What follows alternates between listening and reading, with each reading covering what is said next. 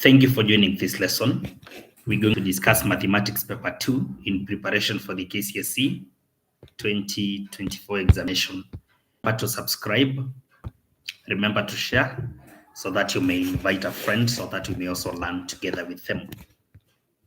So Mathematics Paper 2, we're going to study the section 1 of this paper. It's a very good prediction, which I believe students will benefit from it. Without using mathematical tables or a calculator, solve for m. Then we are given the logarithm to base 2 of 3m minus 4 equals to a third, the logarithm to base 2 of 8m power 6 minus 2. So we're going to play along with the logarithm laws together with indices laws until we get the solution to this particular question. So in the first point, I'm going to write the log to base 2 of 3m minus 4. This one is equivalent to, now instead of a third, I'm going to write the log to base 2 of 8m power 6, now raised to power a third. A third becomes a power. Then minus 2, the logarithm of 2 to base 2. Now I'm introducing logarithm of 2 to base 2 where there is a constant, and also I'm applying a certain law to mean n, the log of a, is equivalent to the log of a raised to n. That is the third law of logarithms. And again, in the laws of logarithms, we should know that the logarithm, this is another law which has been applied in the same step. The logarithm of any number to the same base should give us 1. If this is so, then it means introducing the log of 2 to base 2 at this point has not changed the value of negative 2. So we just work with it that way. Allow me proceed by taking the log to base 2 of 3m minus 4 equals to the log to base 2. I have now to work out. Remember, we now have to apply the fractional law of indices, whereby when the power is a fraction, then we have to take, let me even write the law of indices, a power mn. We need to take the nth root of a, then everything now is raised to power m. So at this point, now we are supposed to take the third root of everything, then we raise to power 1.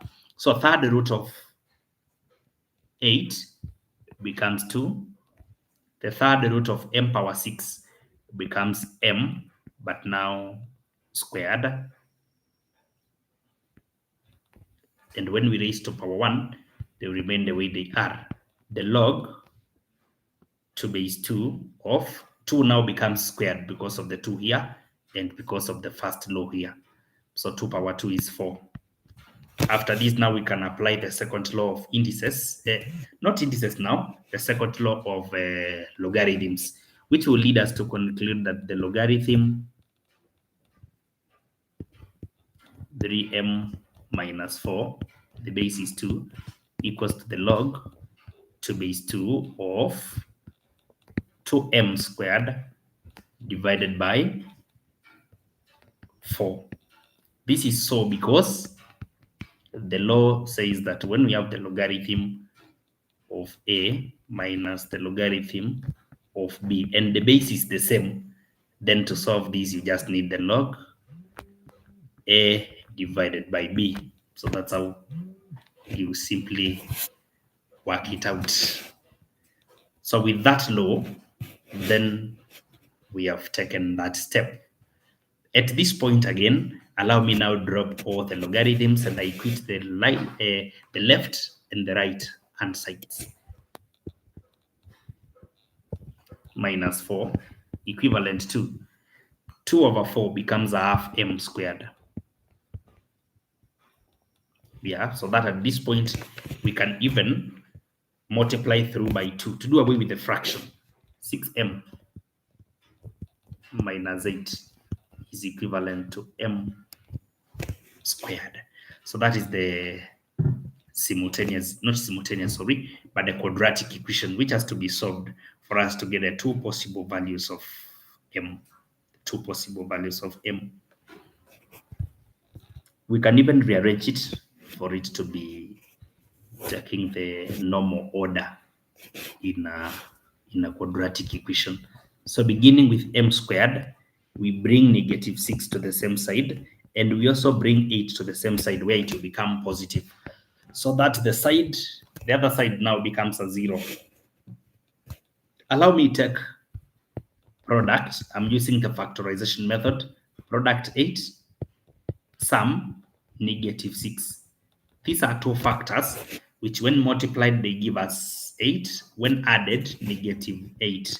-6, so -4 and -2. So now we can replace -6 with -4 and -2. So that m squared minus 4m minus 2m plus 8 is equivalent to 0. We factorize from the first two.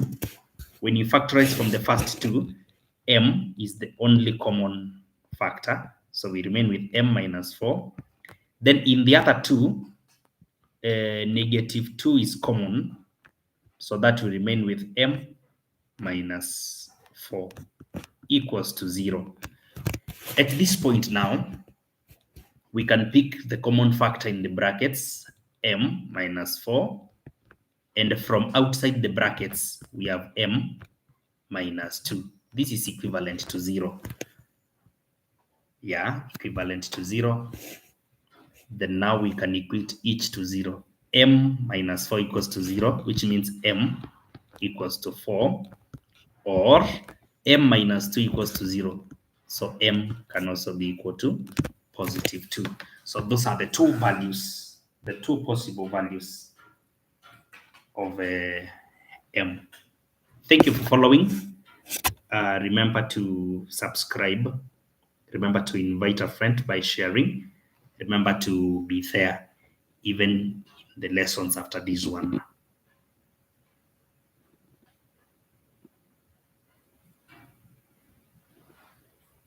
Number 2 is on trigonometry. Yeah, trigonometric equations.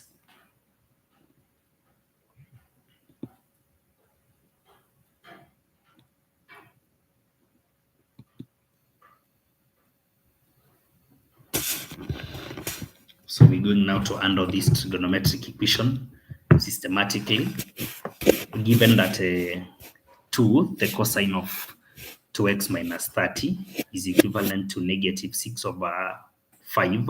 Find x where x lies between 0 and 360. So we're supposed to now we're supposed to divide through by 2 here, so that we have the cosine of 2x minus 30. Please make sure you follow keenly. This one I'm going to give very detailed solution. When you divide by 2, you discover that this becomes 3 out of 5. Now we have to work with a certain acute angle. This should be your initial step. Work with a certain acute angle such that this acute angle is given by the cos inverse of 3 out of 5. Not negative. I'm talking of 3 over 5, giving us 53.13. 53.13 degrees. Now, this is the acute angle that we are going to work with. And because we are dealing with cosines, now we are supposed to draw the unit circle.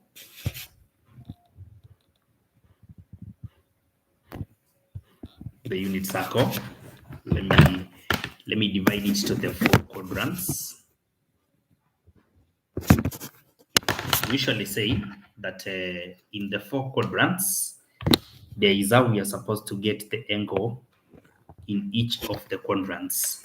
So in the first quadrants, all the trigonometric ratios are positive.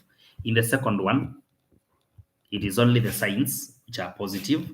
In the third one, it is the tangents which are positive. And in the fourth quadrant, it is the cosines which are positive. So we need an acute angle of 53.13, but in the quadrants where cosines are negative, because of the negative 3/5, we need 53.13 in the quadrants where cosines are negative, and that is in the second and in the second and in the third. Something else that you're supposed to know is that when you have data here,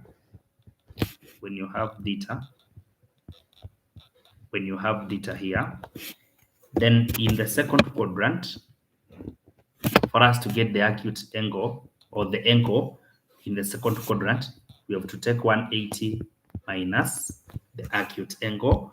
For us to get the angle measured in the third quadrant, we need 180 plus theta. And for angles to be found in the fourth quadrant, we need 360 minus theta. So after getting the acute angle, now this is how we play with it. If you need that particular angle in the second quadrant, it will be 180 minus the particular angle. If you need it in the third quadrant, it will be 180 plus the acute angle. If you need it in the fourth quadrant, it will be 360 minus that particular angle. So with this knowledge now, with this particular knowledge, now we can continue and say this, that we need it in the second and third. So it will be the two possible values of 2x minus 30 are going to be the first options, 180 minus that acute angle, that will give us 126.87. Then the second one, which is in the third quadrant, 180 plus 53 point, this is going to be 233.13. Those are the first two angles. Now, there are other possible angles because a Form 2 student, not a Form 2, sorry, a Form 3 student during trigonometry 2 must have known that there is another angle which will behave exactly as 126, and that is when we make another complete cycle. So when we make a complete cycle, now we will have to add 360 to 126.87, and this particular angle now becomes 486.87.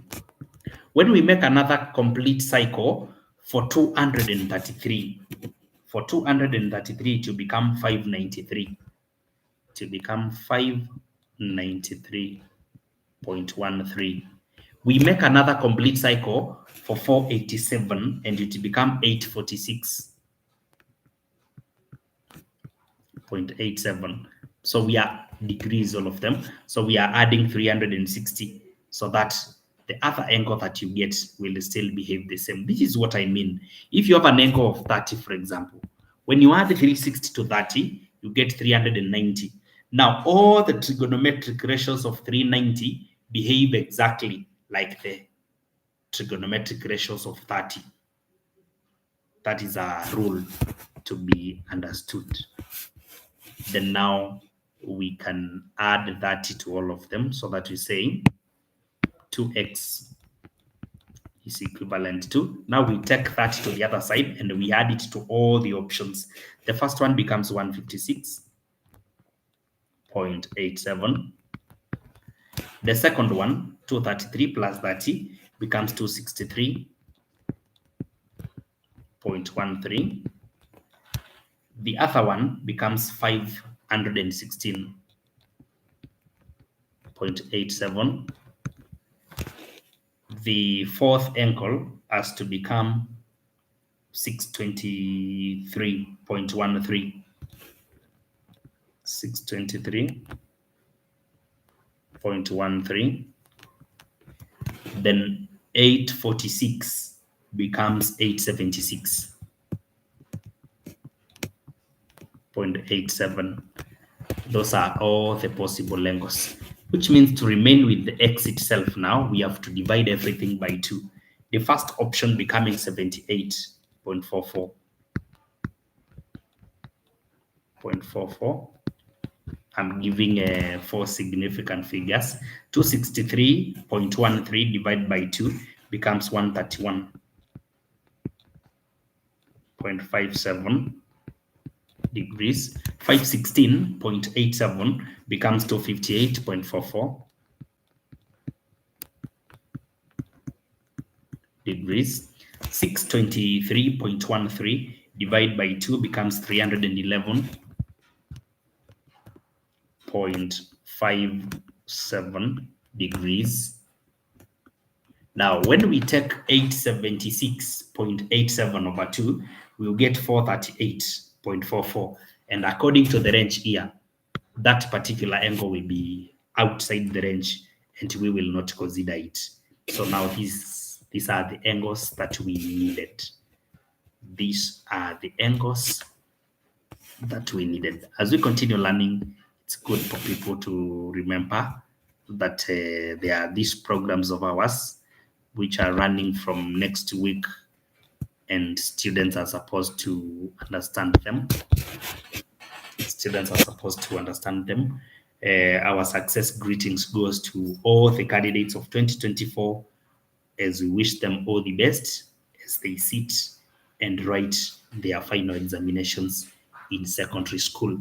But remember our program here for all the students who are in secondary school now. Please enroll your children. It's going to be a very productive, interactive lesson whereby learners will be able to even ask questions from their home, and we are going to assist them. So please enroll for a very impactful program. Now, that said, allow me to continue with the paper, but I must bring to you the number that you're supposed to register with when you call 0704153366. We're going to help you through this number. So please utilize that particular number and all shall be well. Okay, number 3, make K the subject of the formula. Subject of the formula, T equals to M minus PK squared divided by N K squared minus N. The first attempt is supposed to cross multiply this particular formula such that we will remain with, T multiplies everything to be T times NK on that particular denominator. Now this is squared minus N. This is equivalent to, remember T is over 1 automatically. So M minus PK squared.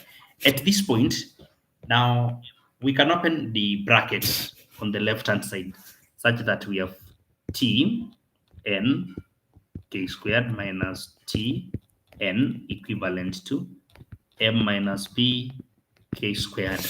At this point now, remember we are making K the subject. So the terms with K can be taken to one side such that T N K squared. Now we add P K squared. You see it's negative on the right hand side. So we make it positive on the other side. There is already M here and Tn should be added. Tn should be added on that side because it was negative on the left-hand side. At this point now we factor out K squared. So that what remains in the bracket is Tn plus P. M plus Tn. Yeah, M plus Tn. At this point now, we can remain with K squared. We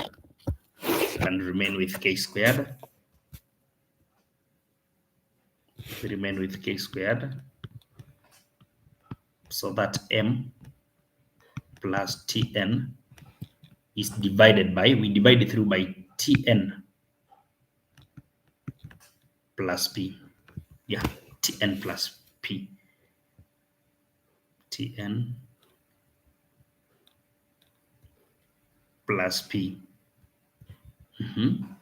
At that particular point, we can now remain with the k itself by taking square root of both sides. We take square root of both sides. Let me write it very well. We take square root, whereby it's plus or minus the square root of m plus tn divided by tn plus p. tn plus p. So that is the k made the subject.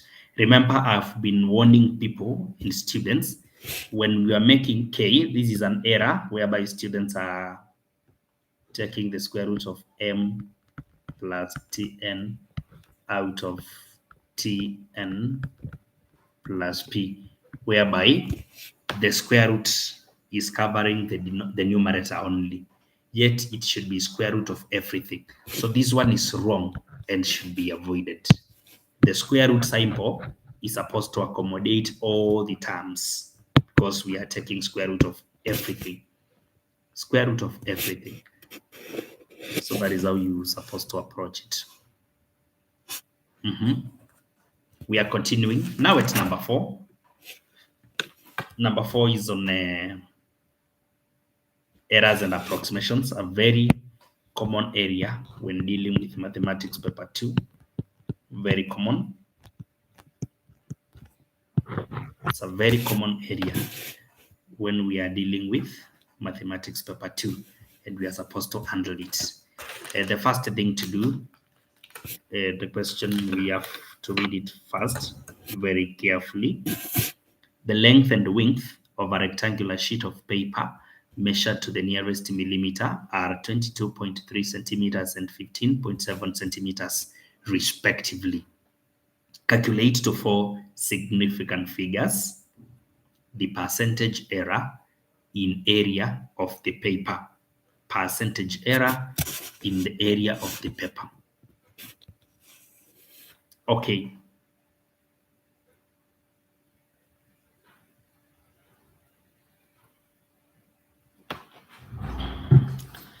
When you look at the recording of this particular length, you discover that it is to 1 decimal place, which means the accuracy is 0.1. When you say 1 decimal place, we say 0.1. Now, with this accuracy, when you divide every accuracy by 2, you usually get what we call absolute error in the recording of a dimension.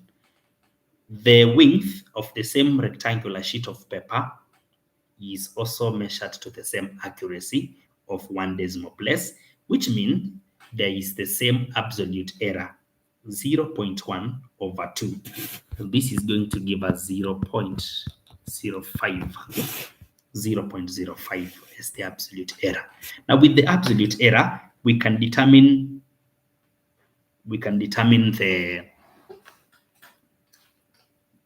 the limits within which these dimensions are recorded. So you can say that the length in particular, which is 22.3, will be when we add or subtract the absolute error in the recording. When we add 0.05, it will be 22.35, and when we subtract 22.25, then there is a width. The width is going to be 15.7, but in the same accuracy.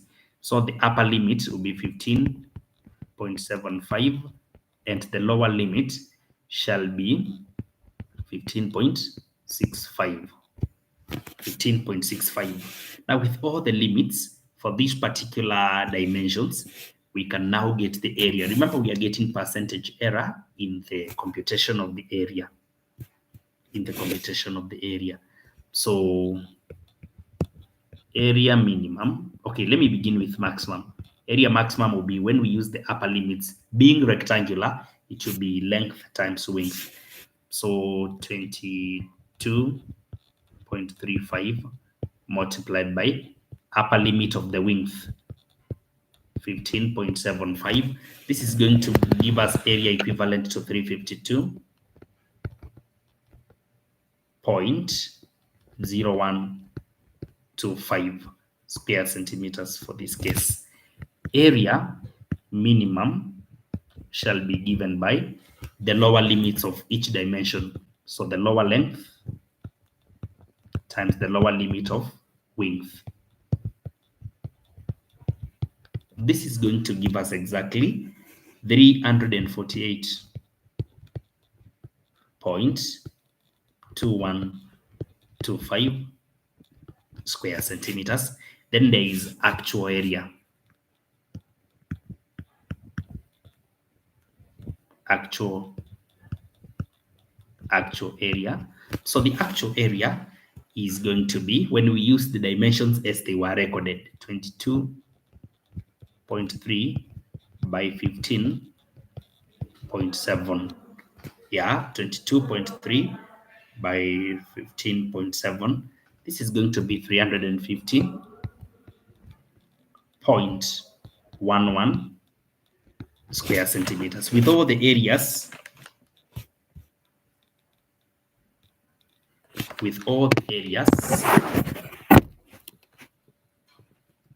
can now talk of computation errors, whereby we shall begin with absolute error in the calculation. This is given by area maximum minus area minimum divided by 2. So we need to take 352.0125 minus 348.2125. Then we divide by 2. This is going to be 3.8. Then we can talk of relative error, which is given by absolute error over working area. Absolute error out of working area, which is 350.11. Then finally, we talk of percentage error. Percentage error is going to be relative error expressed as a percentage. Expressed as a percentage means multiplied by 100. This is exactly going to be, remember we've been instructed to 4 significant figures. So 1.085%, 1.085%.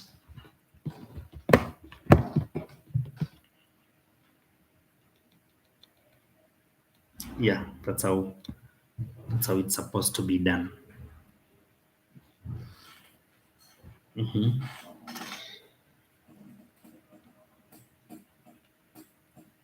There is now number 5, which is on binomial expansions. Binomial expressions and expansions. Expand 5 plus x over 2 power 6 up to the term in x power 4. The term which will be having x power 4 is the 5th term. So the first thing that we're going to do is to ensure that we list the binomial coefficients of power 6. Binomial coefficients of power 6 are going to be, let me put them down. For power 6, we start with 1, 6, 1, 6, 15, 20, 15, 6, 1. But we only need the first 5 terms so that we expand up to the term having x power 4. You can list all of them. Then after you've found the one with x power 4, now you end your expansion there. So now after listing down the terms, now we begin expanding. The first term is 5. 5 will begin with the highest power. then x out of 2 takes power 0. In the next, 5 drops to power 5, and x over 2 takes up power 1. In the next term, 5 assumes power 4, and x out of 2 ascends to power 2. Then here we will have 5 taking up power 3. X over 2 ascends to power 3 also. Then 5 getting squared, x over 2 will ascend to power 4. So that's how we express initially up to the term containing x power, up to the term containing x power 4. That is it. At that point now we can perform the expansion, whereby 5 power 6 becomes 15,625, because x over 2 power 1 is just 1, plus 5 power 5, then multiplied by 6, then we divide by 2, because there is a x over 2 power 1 remaining the same. So 6 multiplied by 5 power 5, then we divide by 2. This will give us 9375. Then x is introduced, plus the next one will be 15 multiplied by 5 power 4. Then x over 2 squared becomes x over 4. So it will be 15 times 5 power 4 divided by 4. And that is going to give us 2343.75, and x is now squared, plus this is 20 multiplied by 5 power 3. Then x is power 3 and 2 is also power 3. So 2 becomes 8. So 20 times 5 power 3 over 8.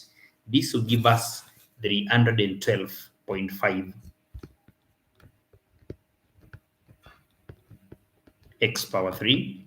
And finally, plus the last term, we will have 15 multiplied by 5 squared. Then x is power 4 and 2 is also power 4. So 2 power 4 becomes 16. 15 times 25 divided by 16. That it becomes 23.4375, and x is now power 4. Now we have expanded up to the term in x power 4. After this expansion, we use the expansion to estimate the value of 11 over 2 power 6. So 11 power 2 over 6 means we can just equate the two sides. Yeah. Or we express this one until it takes the shape of the other one. Remember, this is 5 plus x over 2 power 6. So we equate it to 11 over 2 means 5 and a half. If this is 5 and a half, then 5 and a half is 5 plus a half. So the equation or the expression has now taken the format of the first one. And because 5 is in its position and also 5, then we have over 2 and over 2. It means the value of x will assume 1. So x is equal to 1. If not this way, you can use the normal equation x plus 5 or 5 plus x over 2 equals to 11 over 2. And you group like terms together. The value of x will confirm to be 1.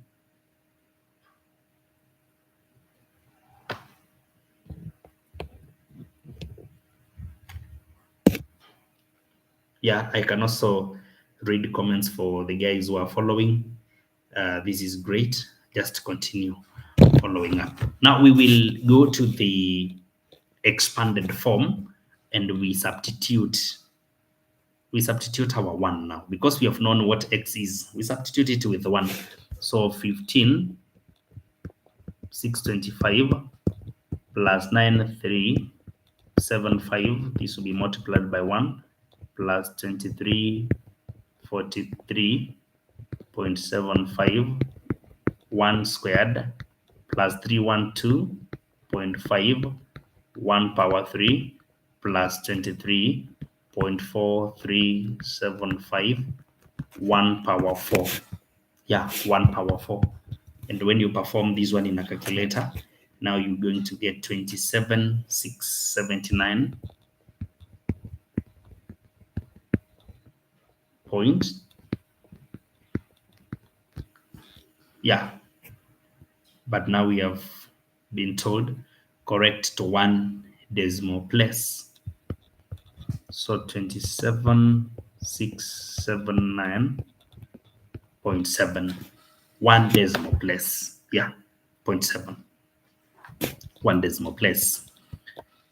Number 6, a quantity P is partly constant and partly varies inversely.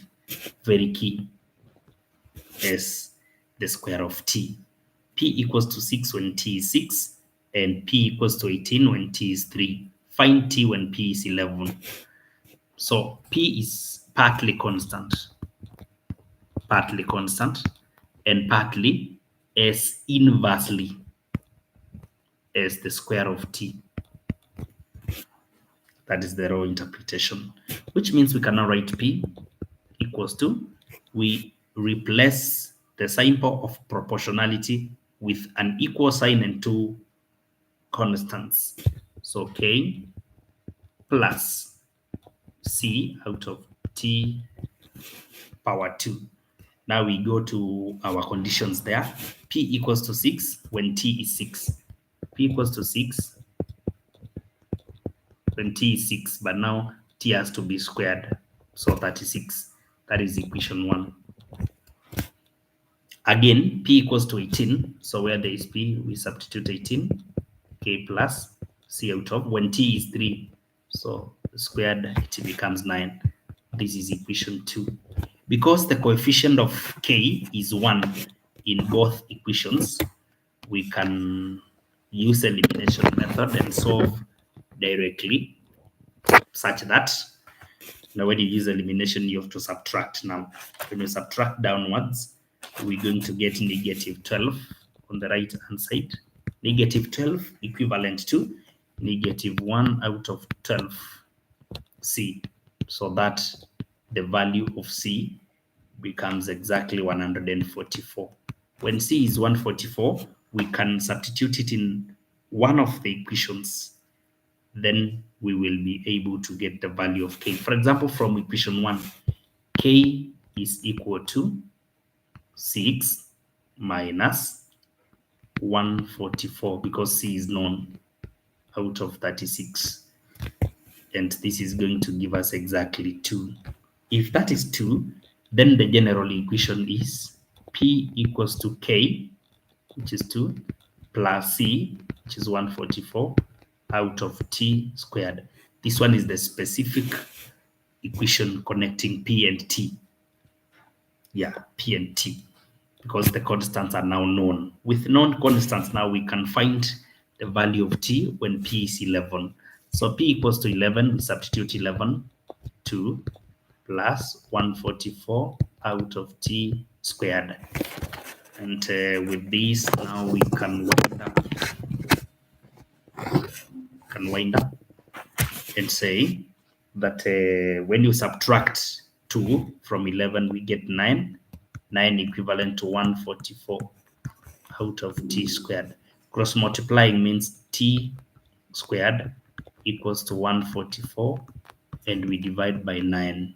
Yeah, to remain with T squared alone, so that we are now supposed to take square root, and to remain with T, square root becomes a 12 out of 3. 12 over 3 simplified to 12 over 3 simplified to exactly 4. So the final answer is 4. Remember to enroll to our holiday programs here for those students in Form 3, Form 2, and Form 1. The program is going to be very powerful and helpful to students in secondary schools.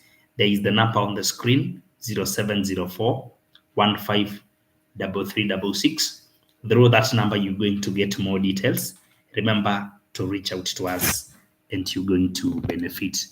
For those who use mobile phones, remember to purchase airtime using the most reliable approach.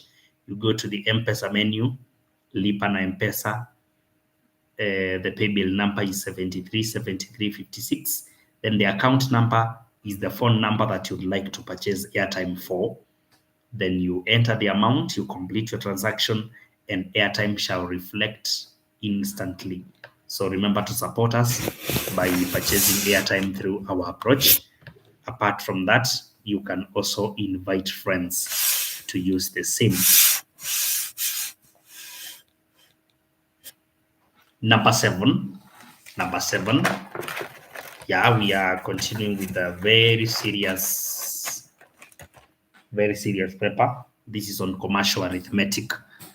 I hope you people are really benefiting and following keenly. I just hope that you are benefiting and following keenly. You can leave a comment there. You can share with friends. Just invite people to this broadcast, and all shall be well.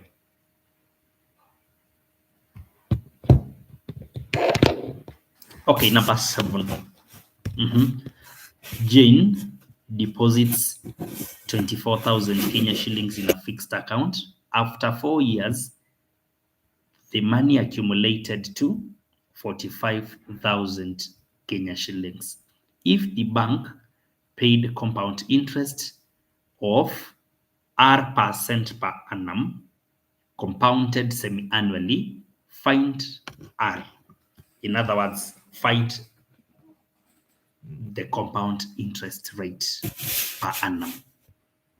We're supposed to tell ourselves that the money being deposited is called principal. So principal is 24,000. Then after some time, the amount it accumulated to, so it amounted to, the amount is 45,000. Then again, something we're supposed to know is N, the number of compound interest seasons or compound interest periods for 4 years, but compound interest is being done semi-annually, then it means we will have 8 seasons of compounding interest. 8 seasons, because in every 1 year there are 2 seasons and the years are 4. So for 4 years, we'll have 8 seasons to compound interest. Now, what we don't know is the rate R. So we're going to say that amount is usually given by principal into 1 plus rate, which is a percentage, raised to N. And if this is so, then we can do a substitution such that the amount, 45,000, equals to principal, 24,000 into 1 plus a known rate of 100 raised to power 8.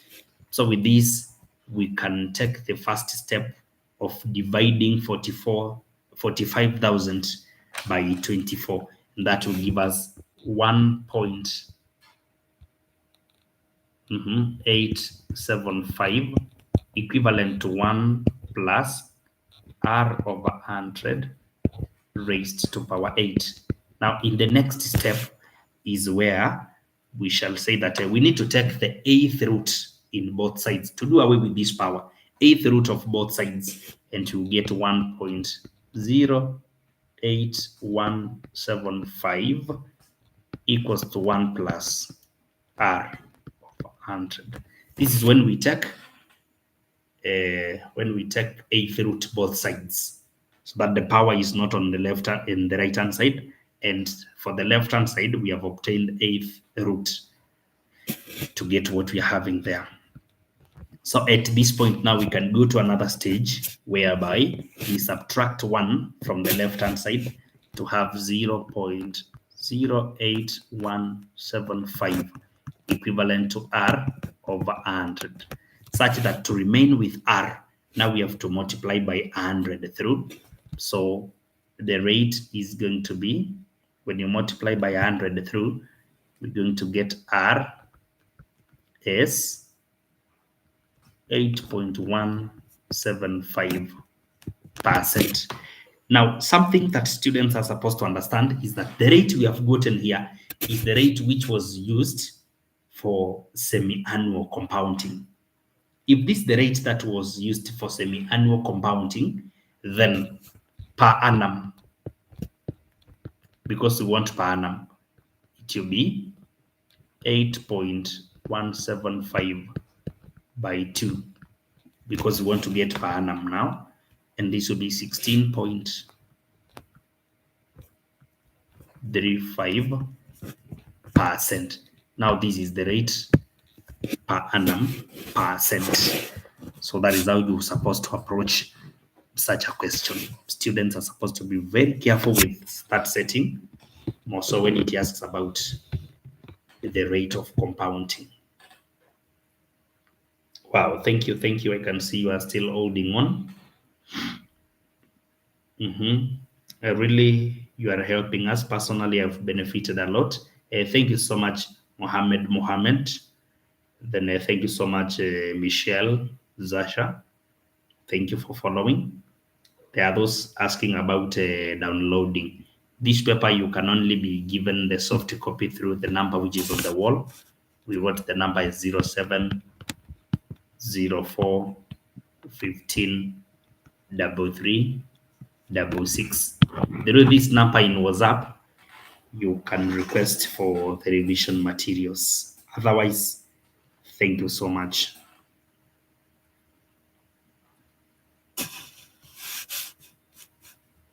Now there is a question here on loci.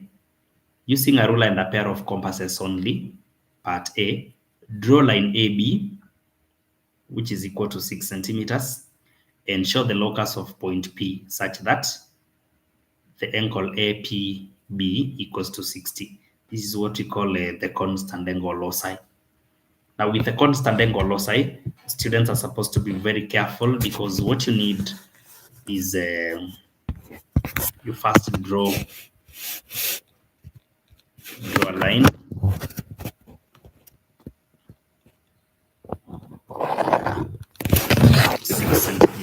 The line is AB.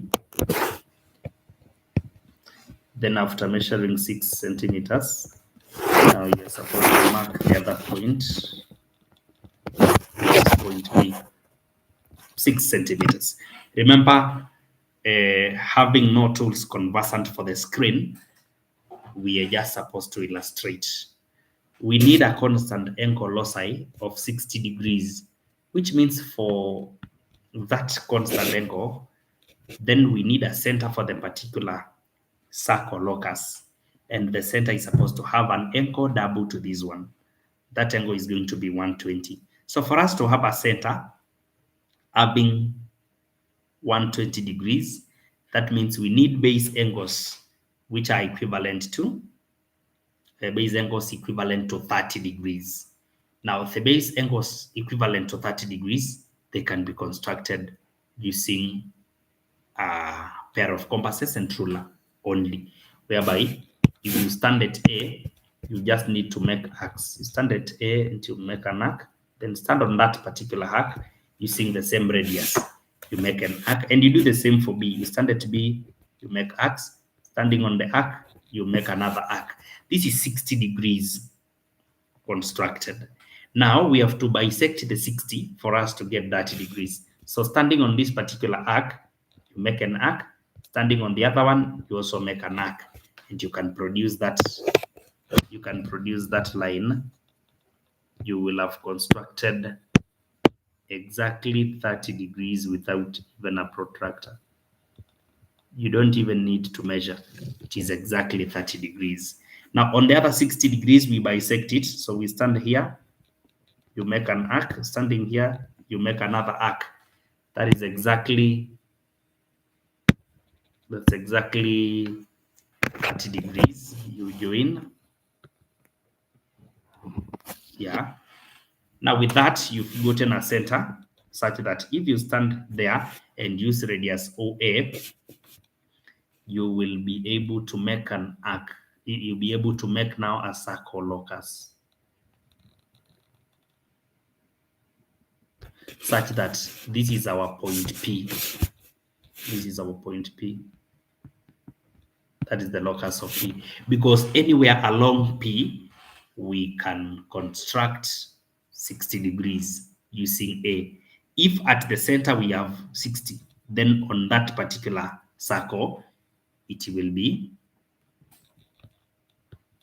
remember this is 30, this is 30 by construction, so we are automatically having 120 at the center.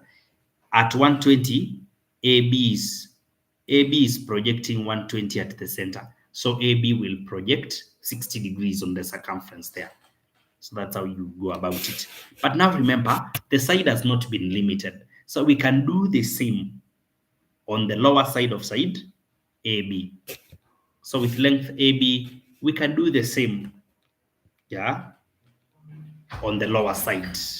We can do the same on the lower side, such that you just stand here, you construct 30 degrees, then you bisect the 30 degrees. Now when 60 degrees is bisected, we get 30 degrees. So you produce your line for 30 degrees. Then HB, you do the same. You make an arc, you cut it there, you get 60 degrees. Then now you bisect the 60 to obtain 30 degrees. This is going to be another 30 degrees.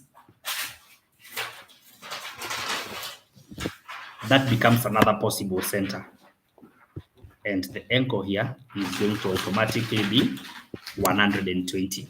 So with an angle of 120, you again construct another constant angle loci. Therefore, you use the center again, the radius OA, standing here, you make another constant angle loci.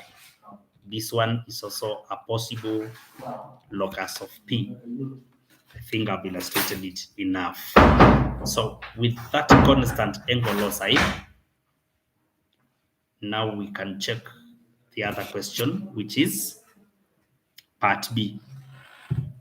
Part B says, mark 2 points, X and Y on P, such that the area of triangle ABP is always 12. Always 12 centimeters.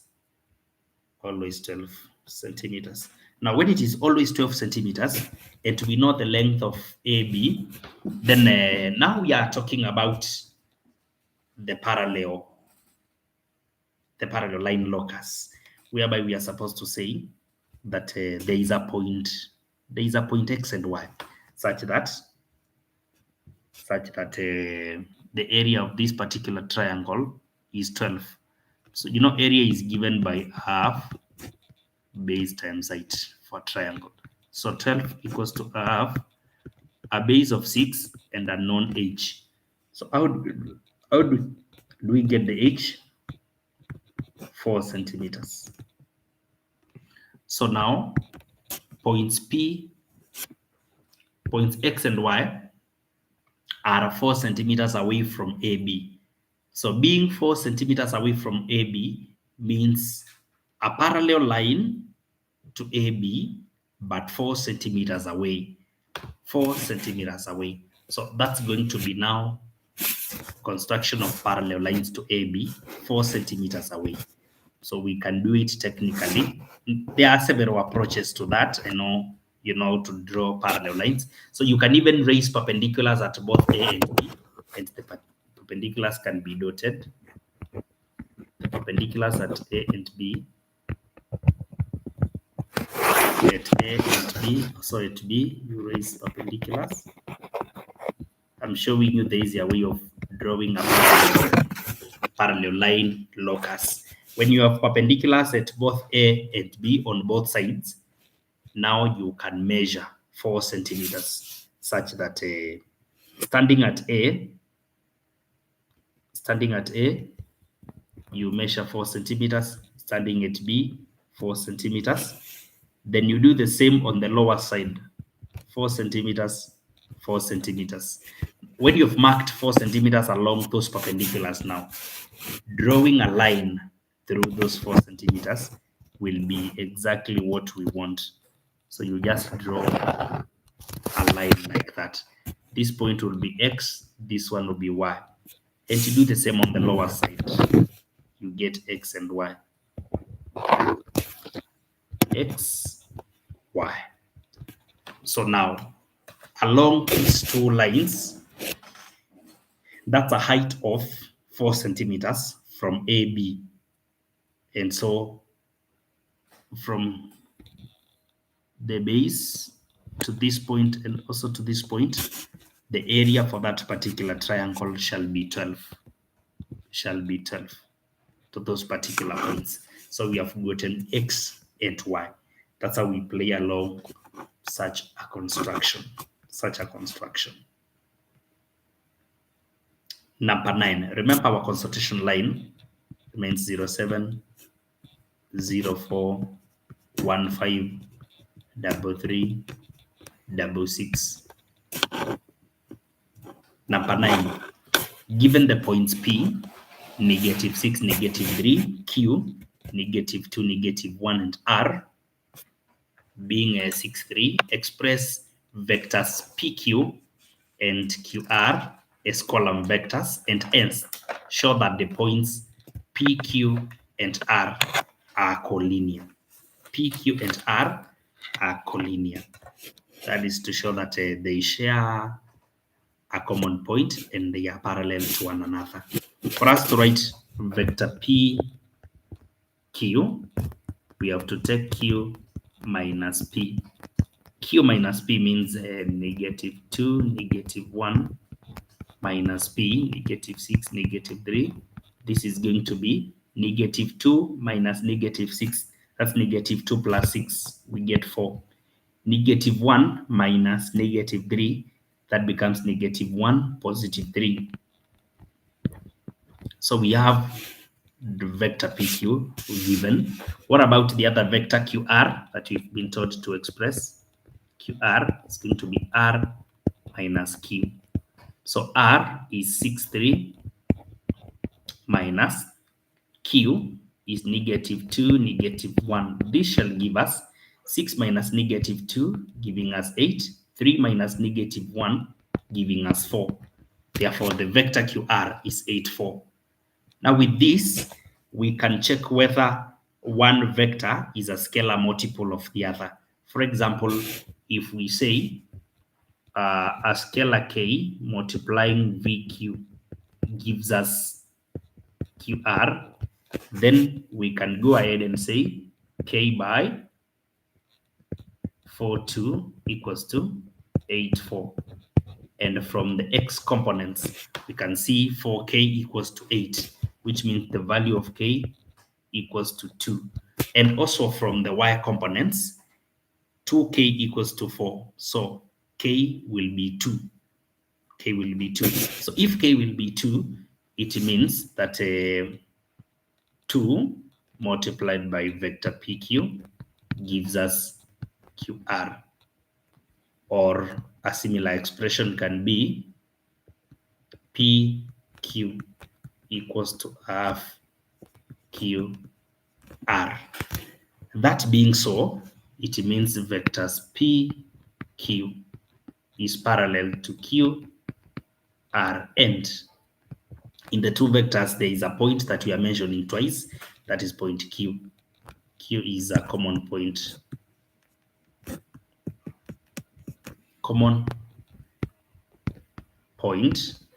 Hence P, Q, and R are collinear. P, Q, and R are collinear. So we have tested for collinearity. Some other times they will not even give you the vectors that you are supposed to express. They will not give you. They will just tell you to show that the points are collinear. That means you are supposed to choose any two vectors between the points given. any two vectors and you express them. Yeah, any two vectors, you express them and you get your answer.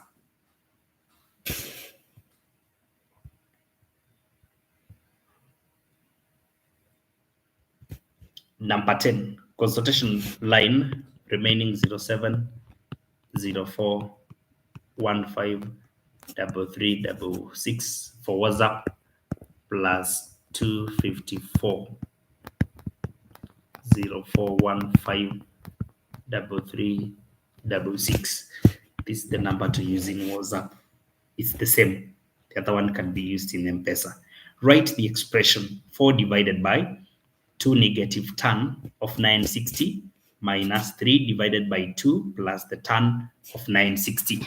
Now, it's good for you to know that I'm just going back to trigonometry, something that we had discussed.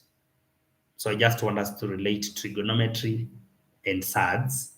But earlier on, when we were doing number 2 or 3, somewhere there, when we're doing number 2, yeah, we talked about angles greater than 360.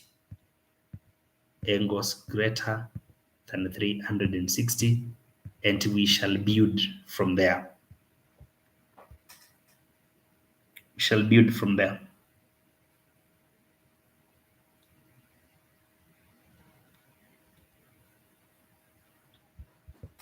Yeah. So we know that 960 is an angle greater than 360. So ours is to look at the acute angle which behaves the same as 960. Going to our unit circle, going by the unit circle, when we make one cycle, we get 360. Another cycle will give us a 720, which means adding 90 to 720 will be 810. Adding 90 again. Remember, I'm having 720, I've added 90.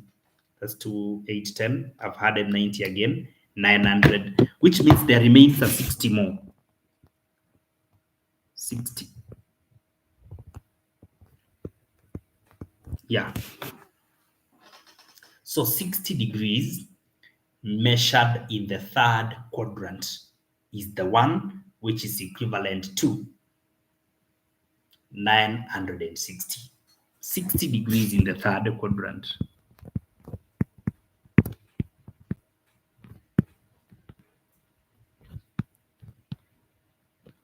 This one is equivalent to 960 degrees. That is what a student is supposed to know.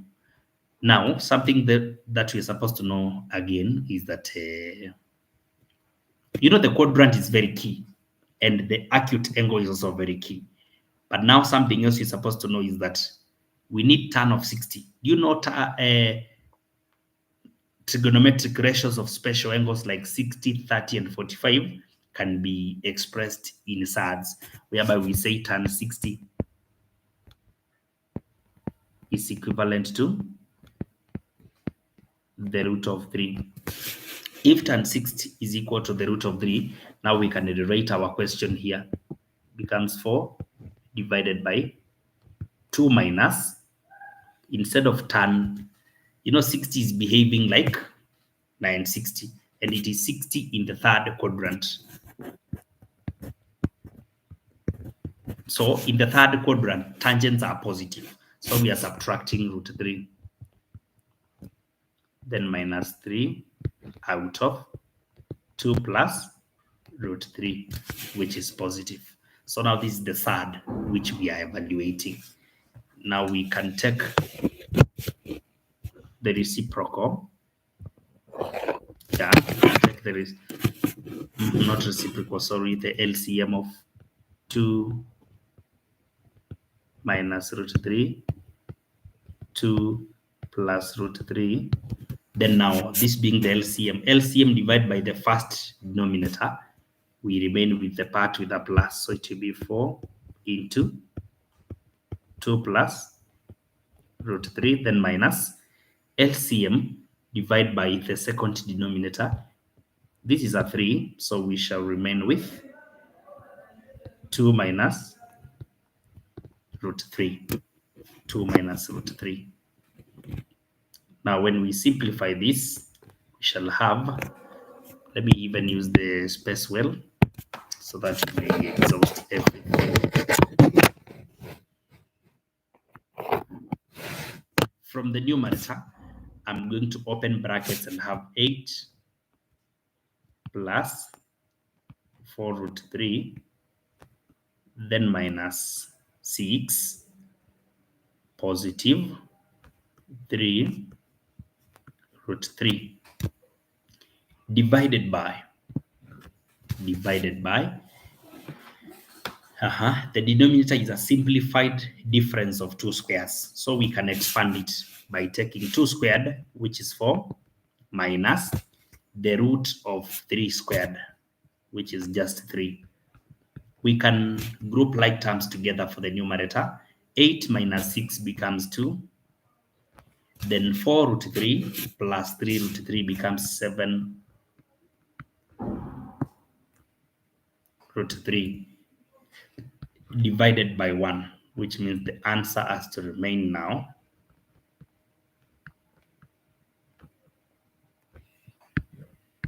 2 plus 7 the root of 3. 2 plus 7 the root of 3. So that's how we do it.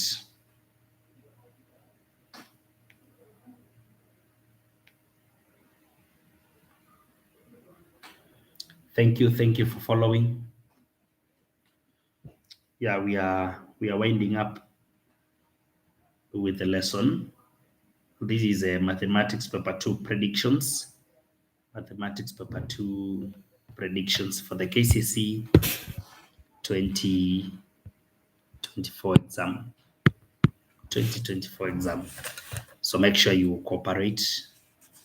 Yeah, make sure you cooperate, and all shall be well. Now we go to number 11. Find the center and radius of the circle, whose equation is 3x power 2 plus 3y power 2 minus 12x plus 18y plus 8 equals to 0. What we're supposed to do is to make, because we have to complete the squares anyway, we can start by having the x functions first. 3x squared minus 12x, then there is plus 3y squared plus 18y, that is the y function, equals to negative 8. Now that we have to complete the square, then we have to make the coefficients of the squared parts to be 1, and that can be done by dividing through by 3. When you divide through by 3, you shall have x squared minus, this is for x, plus y squared plus 6y equivalent to negative 8 over 3. And at this point now, we can make the x part, or the x function, a perfect square. X squared minus 4x plus, we add a constant to make the x function a perfect square. That function is given by b over 2 squared. So negative 4 divided by 2 squared. Negative 4 divided by 2 squared becomes 4. Then for the y function, we add 6 over 2 squared, that becomes 9. This equals to negative 8 out of 3 plus 4 and plus 9. We can factorize the x function such that, which is a perfect square. Now, the first perfect square will be factorized to give us x. Then this is a minus. The square root of 4 is 2.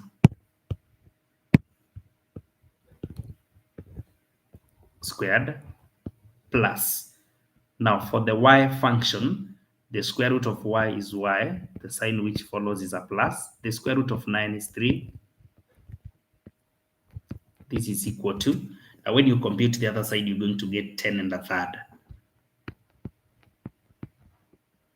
10 and a third. So that now we say general equation of a circle is x minus a squared plus x minus y squared equals to r squared. This being the general equation of a circle, then it means we can minus b. Sorry for that. Sorry for this general equation. It should be y minus b. Sorry for that. Where center is AB and radius is r. Radius is r. So now that the equation above, the equation here is in this format, then we need to say negative, according to the general equation, negative a equals to negative 2. So that the value of a equals to 2. Again, negative b equals to 3. So b equals to negative 3. So the center can be written as 2, negative 3. And again, radius squared equals to 10 and a third, which means the radius will be the square root of 10 and a third, giving us 3.2146 units. That will be the radius. Then we are having the center up here, and that's all about the equation of a circle. That is it.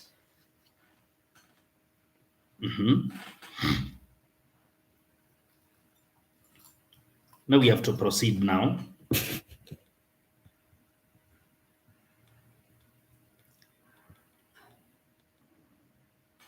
to number 12.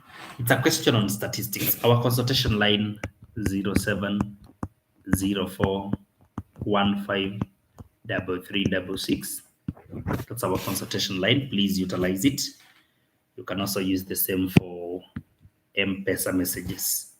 10 students at Mbukakunga Secondary School scored the following marks in a test marked out of 20 marks: 15, 14, 12, 13, 9, 16, 11, 13, 12, and 17. Calculate the quartile deviation of the scores. For us to calculate the quartile deviation of the scores, we are supposed to arrange the scores in what we call ascending order. So we first put them in ascending order. The least score here is 9. The least score is 9. 9 is followed by 11. 11 is followed by 12 twice. So we list 12 twice. Then 12 is followed by 13 twice. 13 twice. 13 is followed by 14. 14, there is 15. Then finally, there is the highest score of 17. Now, these are the scores in ascending order. What we are supposed to do next is to ensure that for this particular data, we have obtained what we call median. Let's obtain median first. Median is the value found at the center. So we extract one here, one there, until we locate the value at the middle. Until we locate the value at the middle. Let me just confirm something. Remember, 16 was not listed. Sorry, 16 was not listed, and 16 should exist between 14 and 15. Yeah, so there is comma 16, 15, then 16. 15, then 16. Sorry, we had forgotten 16, and now we can redo. We can now determine afresh the median value. So we start with 9, 17, 11, 16, 12, 15, 12, 14. The values at the middle are now 2. Because the numbers are even, we expected 2 values at the middle position. So we have to take their average. So the average of 13 and 13 will become our median. Median is also written as Q2. So our Q2 will be the average of 13 and 13. Luckily, they are just equal. 13, 13 becomes 13. So don't think that the median is 13 because we have taken a 13 there. It is just a coincidence that the 2 values at the center are equal and their average is just 13. If it was something else like 13 and 14, we would have taken the average, which would have changed their value. So the 13 I'm written here is different from the 13s up there. The one written here is the average. All right. I hope you've understood the language that I have tried to use. Now, after median has divided the data into 2, we have to get median of the lower set of data. So median of the lower set of data gives us what we call Q1. So to get median for the lower set of data, use 9, 13, 11, 12. So the value at the center is 12. So we will say that Q1 equals to, we call it the lower quartile, it's 12. Then on the other side, median of the upper set of the data, we take 13, 7, 14, 16, we remain with 15. So Q3 is also called upper quartile, and the value is 15. The value being 15, now it means we can get quartile deviation. Before quartile deviation, there is a what we call interquartile range. So interquartile range is the difference between Q3 and Q1. The difference between Q3 and Q1, which is the difference between 15 and 12, which is 3. So we have obtained interquartile range. Now there is another term which is called quartile deviation. Quartile deviation is another name of semi-interquartile range. Interquartile range. This is usually given by when we take interquartile range divided by 2. Interquartile range divided by 2.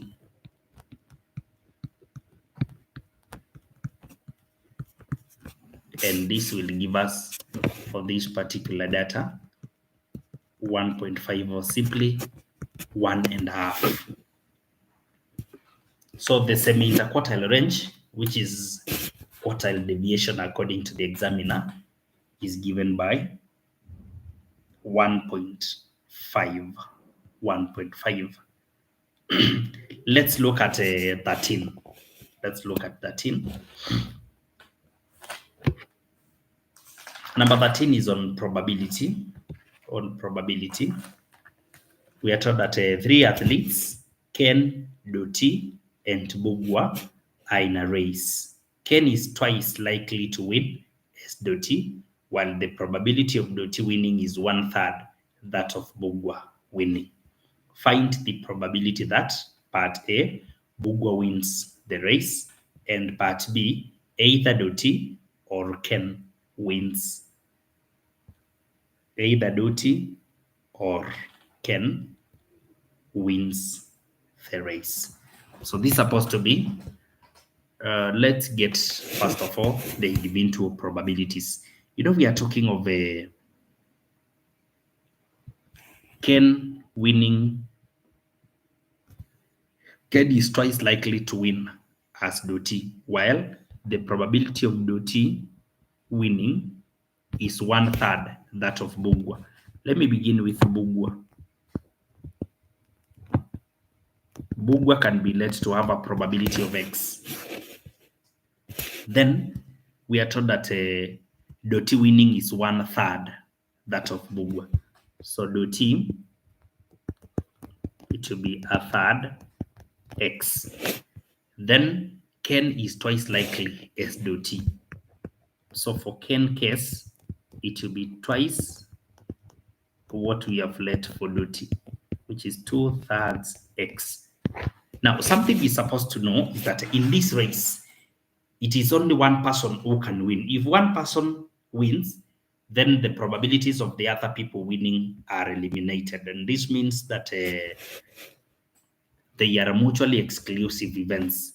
Probability of mutually exclusive events is supposed to add up to 1. X plus 1/3 X plus 2/3 X should give us 1. Yeah. 1/3 plus 2/3 plus X should give us 1. This is like taking 1 plus 1/3 plus 2/3. This will give us 2. So 2X equals to 1, and the value of X becomes half. So the probability of Bugwa winning, which is what we had let to be X, is now automatically half. So for Bugwa, we are done. It's half. Either Doti or Ken. Either Doti or Ken. So bringing our X here for Doti, it should be 1/3 of X, which is 1/6. Then for Ken, 2/3, which is 1/3. Yeah. For Ken, it's 1/3. For Ken, it's 1/3. So either Doti or Ken. Probability Doti or probability Ken. This means 1/6 or is addition 1/3. Again, giving us a probability equivalent to half. Yeah, that will give us a probability equivalent to half. Probability equivalent to half. Now we go to number 14. Number 14. Thank you guys for following up. Thank you for always being around. Remember to subscribe. Remember to invite a friend. Yeah, please share with a friend. Consultation line remaining 0704 153366. Remember, you can purchase airtime using the most convenient approach by just going to your M-Pesa menu, then the pay bill number. On Lipa na M-Pesa, the pay bill number is 737356. And again, you're supposed to know that the account number is your phone number, the phone number that you'd like to purchase airtime for. Then now you enter the amount, you complete the transaction, and the airtime is going to reflect instantly. Remember also to enroll your brothers and sisters, your daughters and sons, your nieces and nephews, your friends in high school to our powerful programs on shifting grades, which is going to happen on Google Meet from Monday, the 11th of November to Wednesday, the 11th of December, exactly 1 month. Students are supposed to register using the number attached there. Register now through 0704 153366. 0704 153366. Through that number, you'll be able to get more information about these programs, and all shall be well. You are much welcome. Now, the figure below in number 14, the instructions are clear that the figure below shows a circle with codes PQ and SR. PQ and SR, as you can see them, a point X lies outside the circle. You can see point X is here outside the circle. Now, further instructions are advising us that we construct a tangent from point X to touch the circle on the upper side at point A. On the upper side at point A. Okay, for us to construct a tangent from an external point, we are supposed to, first of all, know the center. We're supposed to know the center, yeah. We're supposed to know the center of the circle. How do we know the center? Remember, we've been given two tangents here. Not two tangents, but two chords. When a chord is bisected, it passes through the center of a circle. So we are supposed to perpendicularly bisect the two chords. So when you bisect the first chord, PQ, perpendicularly, and you also bisect perpendicularly the other chord, SR, perpendicular bisection of the chord. Now, because when a chord is bisected, it passes through the center, then we will be talking about the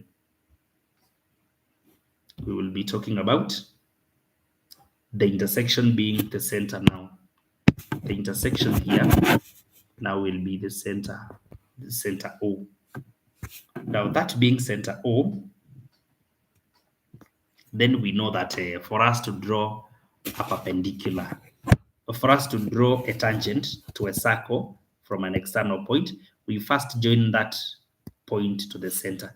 So we join O and point X. After you've joined O and point X, now you are supposed to bisect.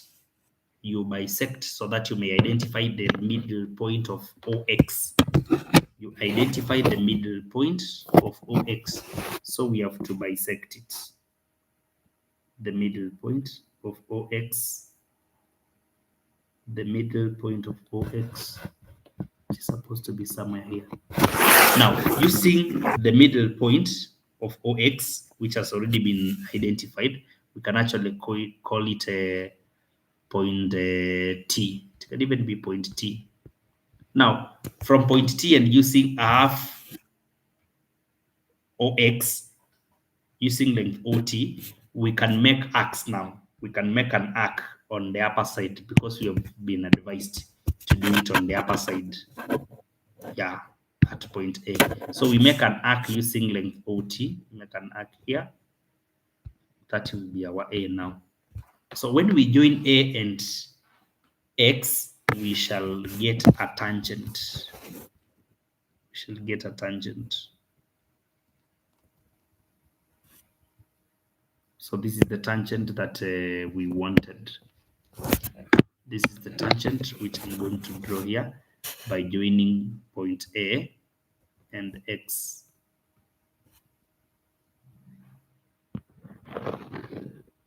Yeah, this is now the tangent. That is the tangent now, successively constructed. The tangent is successively constructed. With that tangent, now we can check more instructions. More instructions are advising us to do what? To measure the size of angle AOX.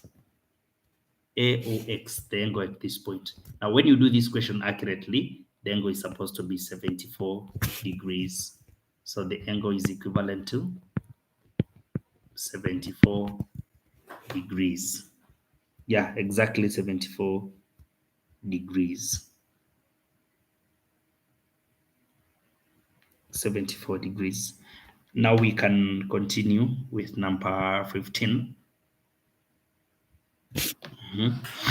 With number 15, we are told that the 16th term of an AP is 7 times the 8th term. The sum of the first 10 terms is negative 35. Find the first term and the common difference. This is on sequences and series on the arithmetic sequences. Remember, consultation line is on the board. It's on the board. So please utilize it. Number 15. The sixth term of an AP is 7 times the eighth term. 7 times the eighth term. So this means that we're supposed to know how any of the term generally, how any of the term in an AP is supposed to be given. It's given by A plus n minus 1 multiplied by D. With that understanding, now we can say that the 16th term, is going to be A plus 16 minus 1 multiplied by D. So 15D. Then eighth term, another term mentioned is eighth term, which is equal to A, 8 minus 1 to D, we get 7D. Then with this, we can also talk about the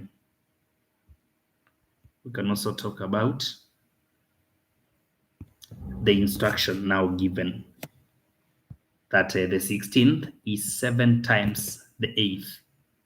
So this A plus 15D, this one is 7 times A plus 7D. 7 times A plus 7D. So A plus 15D is equivalent to 7A plus 49 plus 49D. Yeah, 7A plus 49D. This means now we can simplify the equation and have negative 6A when A's are taken to the right. Then 49, we have to subtract 15 and we will get 34. So this is equal to 34. This is equivalent to 34.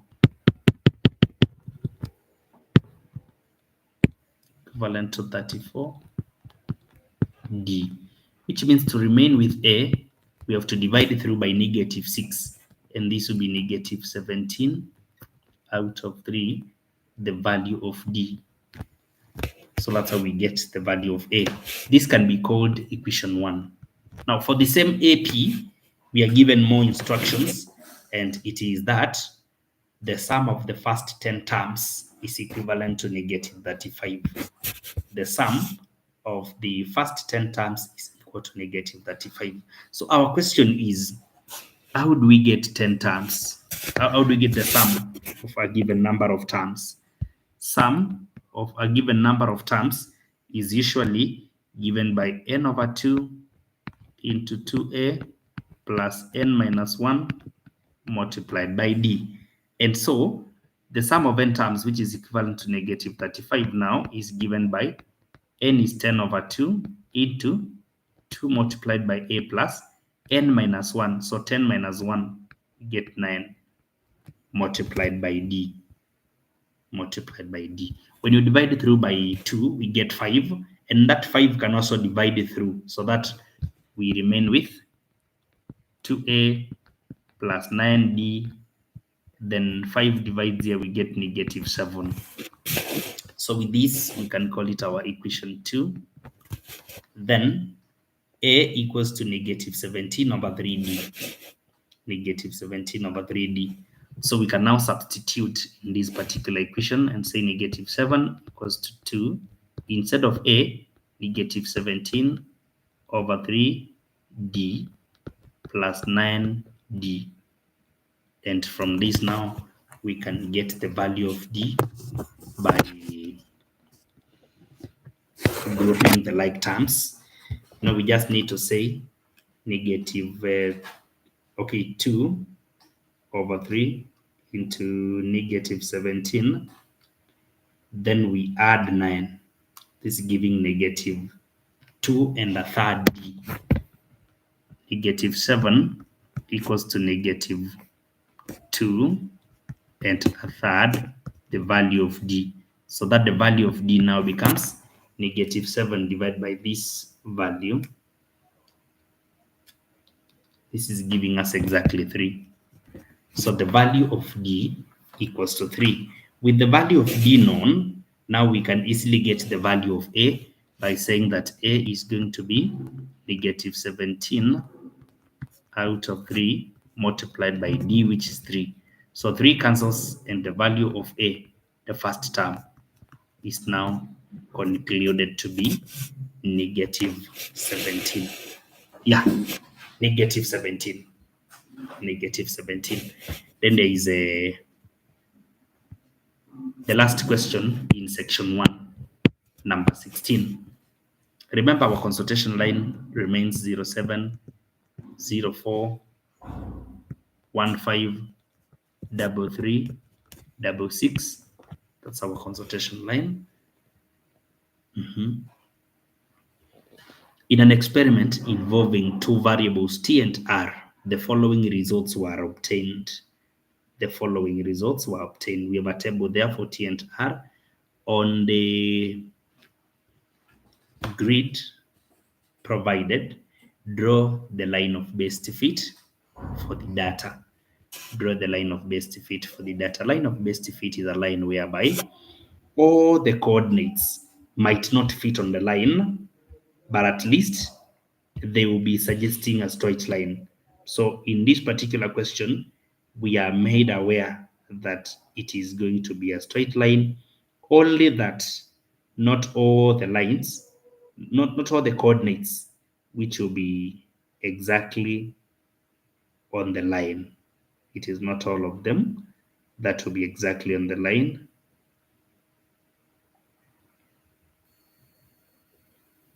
So now we're going to choose a scale for this particular graph.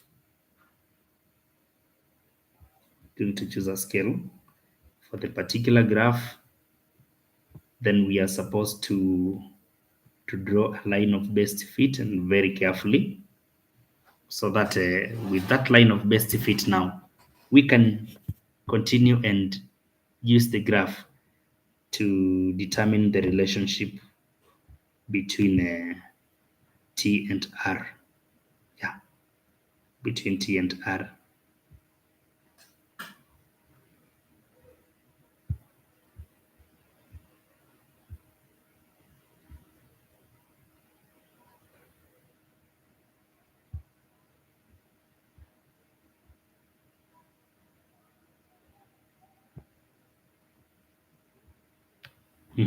We can use a scale of okay, actually this question is open because we are not told where to plot T and where to plot Y.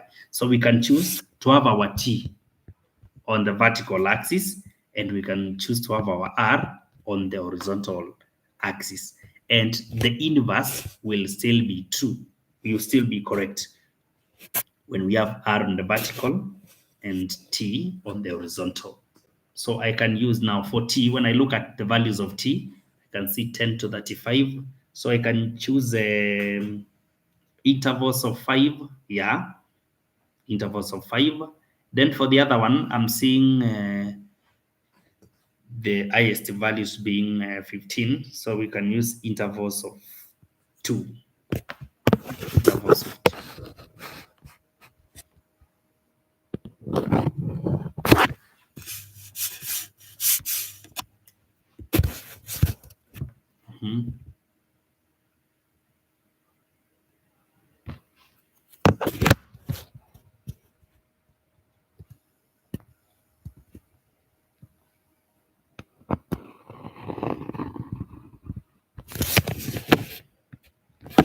So with the 0 here, we can have 2, 4, 6, 8, 10, 12, 14, 16, 18, 20. Yeah, such a scale. Then for the other axis, we use intervals of 5 now. So 5, 10, 15, 20, 25, 30, 35, 40. Yeah, so I think the values are not beyond that. So you can just reach there. Then now we start getting our graph now. Start getting our graph, whereby we will say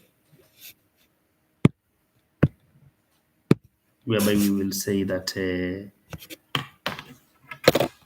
R is on the X, so it's 15, 10.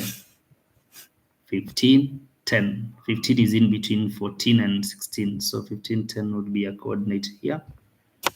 The next one is 14, 15. So 14, 15 is there. The other one is 13, 20. 13, 20. So 13 is between 12 and 14. 13, 20 shall be here. The next one is 12.5, 25.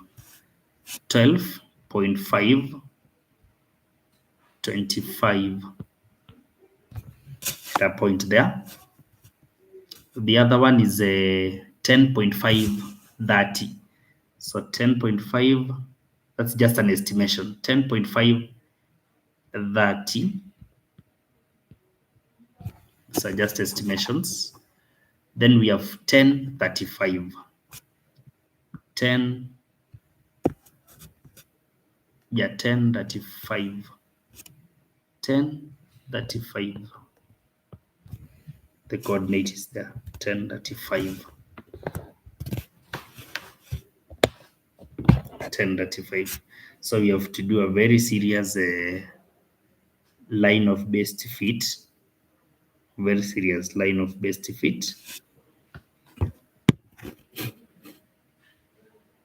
Let me use a different color there, green for this case.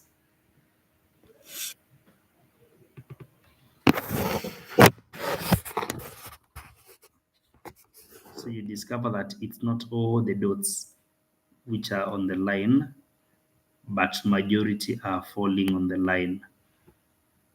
Majority are falling on the line. Yeah, that's now the line of best fit. The line of best fit. Call it a line of best fit. Now, with a line of best fit, for you to arrive at a conclusion of what is connecting them, we need to get. Remember, we don't have a. Actually, I just wanted an equation connecting the two. The equation connecting the two. Equation connecting the two. That means we need a gradient. We need the gradient first. The gradient first. So let's get the gradient using coordinates where it passes. From the coordinates where it passes, like a coordinate 10, 35, and also coordinate the second one here, which is 14, 15. You can get the gradient. So 15 minus 35 divided by 14 minus 10. This is a negative 20 out of 4. Negative 20 over 4. We get a negative gradient. Negative gradient of 5. Negative 5. Now with our gradient, we can get a simple equation now. A simple equation whereby we need to say that negative 5 is given by change in t. Change in t. T minus 15 divided by change in r, which is on the x-axis. So r minus 14. So we get t minus 15 being equal to negative 5 r minus, when we take 5 and 14, we get 70. Yeah, we get 70. Then with this now we will say t is equivalent to negative 5 r, then negative, that is positive 70, sorry. This is supposed to be 70 because negative 5 by negative 14, yeah, 70. Then we need to say now, when we add 15, we get 85. 85. So the general equation connecting will be t equals to negative 5 r plus 85. This will be the y-intercept. Only that now our graph has not accommodated that. But in case there was space now to prolong the vertical axis, we would have met the y-axis at 85, and the value of the slope should be found just as the coefficient of whatever has been plotted on the x-axis. So this is the general equation connecting t and r. The next lesson, we'll be discussing the section 2 of this paper, which is a very good exam. There are transformations, rates of work. Yeah, we will also be doing in that paper. These are longitudes and latitudes. We'll also be doing commercial arithmetic, that is a taxation. Apart from taxation, we will also be doing statistics 2, the Ogaiv. After statistics 2, we will also be discussing three-dimensional geometry. After three-dimensional geometry, you can see there is a linear programming here. Then after linear programming, we will crown the lesson using calculus. Remember our consultation line 0704 153366. See you in the next lesson. Thank you so much for following.